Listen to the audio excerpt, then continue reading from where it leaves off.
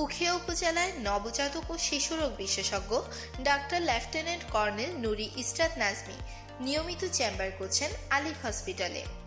MBBS, FCPS শিশু হৃদরোগে উচ্চতর প্রশিক্ষণ, এনআইসিভিডি ও ঢাকা শিশু হাসপাতাল বর্গিত শিশুরোগ বিশেষজ্ঞ ও বিভাগীয় প্রধান, পেডিয়াট্রিক মেডিসিন, সম্মিলিত সামরিক হাসপাতাল, রামু ক্যান্টনমেন্ট, রামু কক্সবাজার।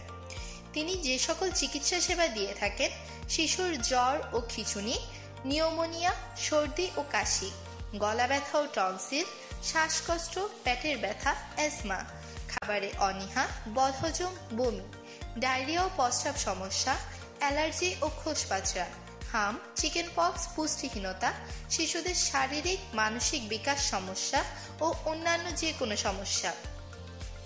সাক্ষাতের সময় প্রতি শুক্রবার সকাল 10টা থেকে বিকাল 3টা পর্যন্ত। সিরিয়ালের জন্য স্ক্রিনে দেওয়া নম্বরে যোগাযোগ করুন।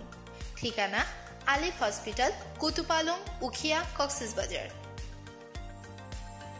উখিয়া উপজেলায় নবজাতক ও শিশুরোগ বিশেষজ্ঞ